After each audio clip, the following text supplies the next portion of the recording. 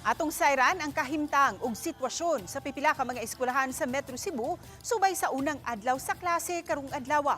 Ani ang hiniusang report.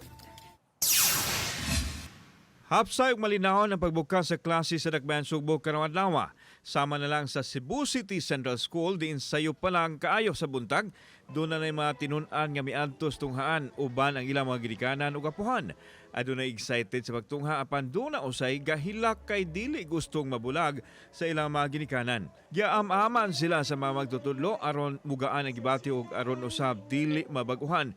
Gitugutan una ang mga ginikanan nga magpundo sa sulod sa school campus apan kutob lang sa usa ka semana.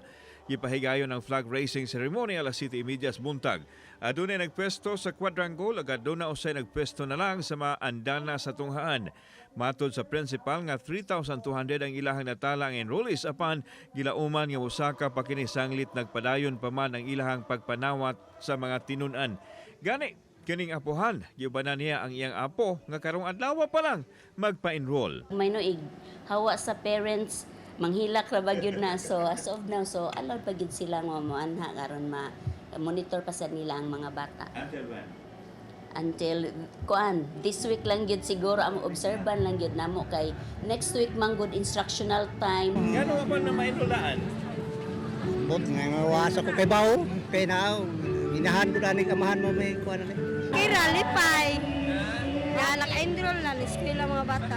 Hugod nga seguridad ng ibatuman sa mga tunghaan din sa Dakbayan sa Sugbo sama na lang diri sa Cebu City Central School nga adunay mukapin sa 3,000 ka mga tinun-an. Tinguha nila nga masiguro ang kaluwasan sa mga bata magtutudlo ug sa tanan nining pagsugod na sa klase. Hapsay kayo sir ang ato ang pagsud sa atong mga estudyante ug mga ginikanan pagkatao sila mga bata ug sa mga teacher po sir. Natong ipatuman o ipakatap, ipabili na ito ato ang mga police personnel sa nakalain ng eskwelahan. Nangunay sa paglibot sa tanang mga tunghaan sa Dakbayan si Mayor Nestor Archival. Malampuson kayo. Gabi, alas 12:30 na human ni Colonel George. Karon ma-in place yun ang tanan ng mga pulis sa tanan yun ng mga eskwelahan. Right now, ang 135,000 ka mga school supplies or bags gihatag na sa tanan nga eskwelahan. So, ang tanan nga mga bata, again, from grade 1 to grade 10, makadawat sa ilang school bag o katong mga school supplies. Flag raising ceremony ang mibukas sa bag-ong school year sa Mandaue City Central School. Malipayong gisugat sa mga teachers ug school administration ang mga estudyante. Miduyog sab ang kapulisan sa kalihukan subay sa pagdeploy sa ilang mga puwersa sa mga eskwelahan sugod karong adlaw. Of the 44 schools all over Mandaue City, 48 man ni siya tanan pero 44 kay clustered man tong uban. Naatay 94 ka policeman no na magsilbi as pads. Ang atong deployment is maximize no. Over and above this deployment naatay mga mobile patrols no. Ang among enrollment manggod unta is 3,800. Karon na lang ta sa 79%, mga 2,800 patakaron, 2,863 to be exact. We are still waiting for others to come and then we will not stop our invitation for the learners to enroll. Sa Paho National High School sa Lapu-Lapu City, naabta namo nga gi-turn over ang bag-ong police outpost gawas sa eskwelahan. Pasalamaton kay Tano kay kuan ma-intensify pagyud ang safety and security sa atong mga learners and teachers pod kay ang Paho manggod is kanang naa siya sa center gyud ba. Samtang nagpadayon pa ang pagtrabaho sa parte sa Sangi Road at tubangan sa eskwelahan.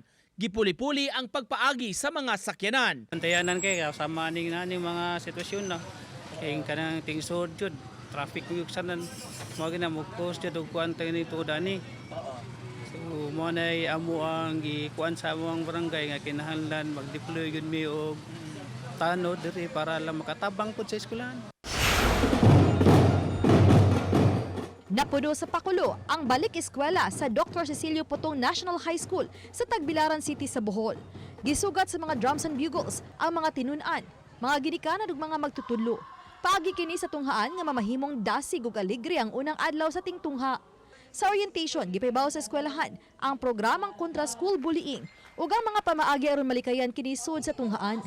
Moabot sa 775 ang naka-enroll alang sa grade 7 nga dunay 15 ka sections. Adunay 3,183 ang na-enroll sa junior high nga minus itandi sa 3,289 sa miaging school year. Paday ng ilang pagdawat sa enrollees. Hanay ra ang pagbukas sa klase gawas lang sa kakuwangan sa mga classroom. Kaya adunay mga building nga dili pa magamit tungod sa mga nangliki nga bahin niini. Nabatayan usab nga migamit og mga lapel mic ang mga magtutudlo. Kadalasan gumagamit ko ng lapel, unang-una para po yung mga guro may iwasan yung mga sakit sa lalamunan at dahil malaki din yung classroom para mas maging malinaw at maliwanag yung pagpapaabot ng mga mensahe sa mga mag-aaral. Advantage kuno kini alang sa mga magtutudlo kay adunay 35 ka mga tinun-an ang matag classroom. Advantage po, napakalaking advantage lalo-lalo na sa parte ng mga guro. Dahil nakakatutulong sa kanila yung paggamit talaga ng lapel sa loob ng silid-aralan. Ako si Alan Domingo. Ako si Nico Sereno. Femery Dumabok. Balitang Bisdak.